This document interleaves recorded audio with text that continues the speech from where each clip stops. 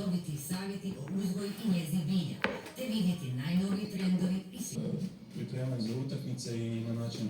Rijeku preostala dva prvenstvena kola očekuje gostovanje na Poljudu u još jednom jadranskom derbiju i domaći ogled protiv Slaven Belupa. Ako sastav Radomira Đalovića upiše 2 pobjede, neovisno o drugim ishodima titula prvaka stiže na Rujevicu.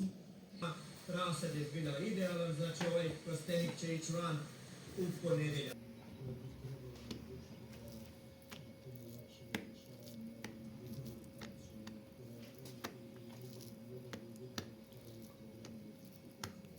Svaki korak kritički su ocjenjivani vinogradari, ali nisu mu mogli naći mali.